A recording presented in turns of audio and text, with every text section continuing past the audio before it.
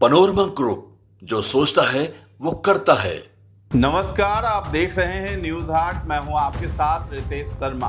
बिहार के उद्योगपति गोपाल खेमका की हत्या अब एक महज एक आम वारदात नहीं रह गई है, बल्कि ये जमीन की दौलत में डूबी एक प्रीमियम साजिश और अपराध की एक गहरी कहानी बन चुकी है।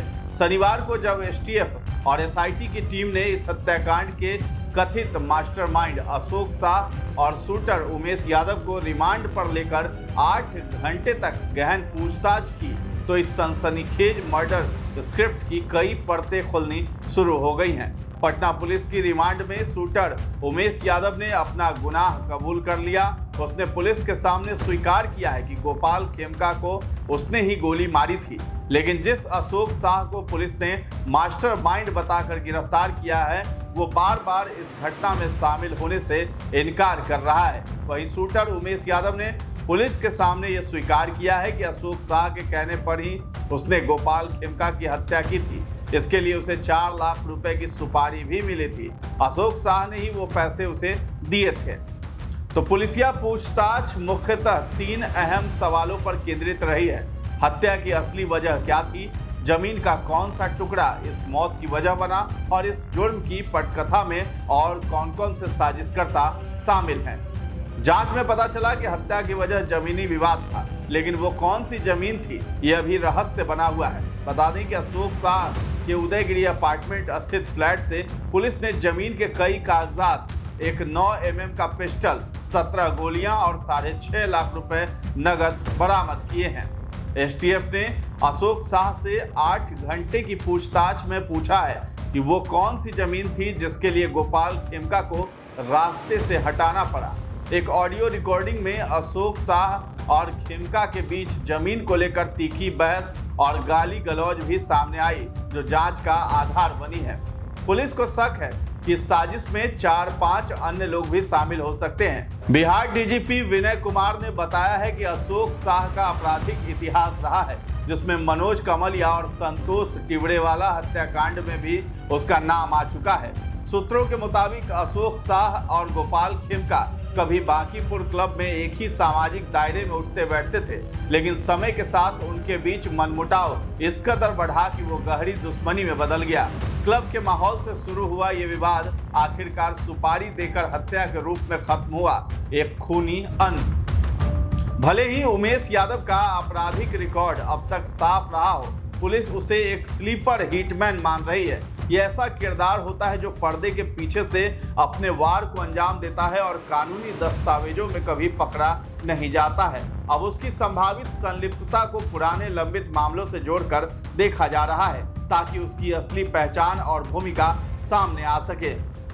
पुलिस की टीमें गुंजन खेमका हत्याकांड के साथ भी इस केस के सियासी और कारोबारी लिंक तलाश रही है। ये इस बात का संकेत है कि इस हत्या के तार किसी बड़े नेटवर्क से जुड़े हो सकते हैं। पुलिस को पूरा शक है कि अशोक शाह इस साजिश का अकेला मोहरा नहीं है। इस हत्याकांड में 4 से 5 और खिलाड़ी शामिल होने की आशंका है, जिनकी पहचान के लिए डिजिटल साक्ष्यों, मोबाइल ट्रैफिक और जमीन के कागजातों की बारीकी से जांच की जा रही है।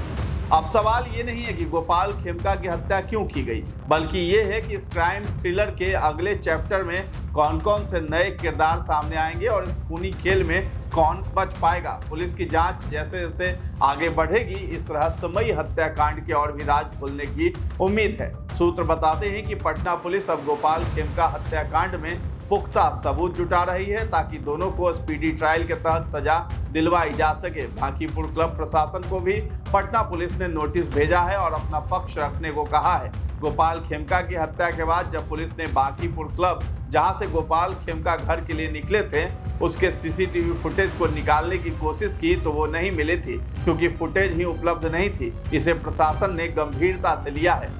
अशोक शाह के फ्लैट से बरामद जमीन के कई दस्तावेजों, पेनड्राइव और लैपटॉप में मिले सबूतों और वॉइस रिकॉर्डिंग की जांच, किसकी बातचीत में गोपाल खेमका का नाम लिया गया, वो व्यक्ति कौन है जिससे अशोक शाह की बातचीत हुई थी, वो कौन सी जमीन या प्लॉट है जिसके लिए विवाद इतना बढ़ गया कि बात हत्या की सुपारी तक पहुंच गई, उमेश को दी गई पिस्तौल अशोक शाह को किसने दी, तो ये सब बड़े सवाल हैं। तो गोपाल खेमका हत्याकांड में पटना पुलिस अब अशोक शाह के मोबाइल, व्हाट्सएप चैट और बरामद दस्तावेजों की गहन जांच कर रही है ताकि जमीन विवाद की सटीक वजह और संलिप्त व्यक्तियों का पता लगाया जा सके। इस हत्याकांड ने पटना के कारोबारी समुदाय में दहशत पैदा कर दी है और लोग इस सवाल का जवाब चाहते हैं कि आखिर वो कौन सी जमीन थी जिसके लिए गोपाल खेमका की जान ले ली गई है। पटना पुलिस के एक वरिष्ठ अधिकारी ने बताया कि अशोक शाह से पूछताछ के दौरान उनके दिए बयानों से कई बड़े खुलासे होने की उम्मीद है। तो बताते चलें कि गोपाल खेमका हत्याकांड के मास्टरमाइंड अशोक शाह और शूटर उमेश यादव 5 दिनों की पुलिस रिमांड पर हैं। एसडीजेएम आरती उपाध्याय ने बेउर जेल अधीक्षक को मामले के आरोपित और जेल में बंद उमेश यादव और अशोक शाह को पुलिस रिमांड पर सौंपने का आदेश दिया। इधर अब गोपाल खेमका मर्डर केस में क्राइम सीन भी रिक्रिएशन हो सकता है। इसका उद्देश्य घटना के बारे में सही सूचना जुटाना है ताकि कोई बेगुनाह इस केस में ना फंस जाए और घटना की हकीकत भी परत दर परत खुल सके। इस क्राइम सीन रिक्रिएशन से घटना की असली स्थिति साफ हो जाती है। घटना में क्या, कब, कैसे हुआ, किसने और क्यों हत्या को अंजाम दिया, ये क्लियर हो सकेगा। सूत्रों की माने तो पुलिस ने ऐसे 100 से ज्यादा सवालों की सूची तैयार की है जिनके जवाब भी जरूरी है। पुलिस अशोक शाह से यह भी जानने की कोशिश कर रही है कि वो किस सिलसिले में विदेश जाता था। मास्टरमाइंड और शूटर से पूछताछ में एसआईटी को कई अहम सुराग भी मिल सकते हैं। आपको ये भी बता दें कि अशोक शाह को इस हत्याकांड का मास्टरमाइंड माना जा रहा है, लेकिन इसमें और भी 4-5 लोगों के संलिप्त होने की संभावना से इनकार नहीं किया जा सकता है। पुलिस सूत्रों के मुताबिक अशोक शाह ने इस हत्या की साजिश रची और इसे अंजाम देने के लिए सुपारी दी थी। हत्या के पीछे पुरानी रंजिश और कारोबारी प्रतिद्वंदिता को मुख्य वजह माना जा रहा है। हालांकि एसटीएफ अन्य पहलुओं की भी पड़ताल कर रही है। गिरफ्तारी के बाद अशोक शाह से गहन पूछताछ चल रही है। पुलिस ये जानने की कोशिश कर रही है कि हत्या में और कौन कौन शामिल था और साजिश के तार कहां तक फैले हैं। तो फिलहाल इस खबर में इतना ही है। न्यूज़ हाट के साथ बने रहें और अभी तक हमारे चैनल को आपने सब्सक्राइब नहीं किया है तो जरूर कर लें। धन्यवाद।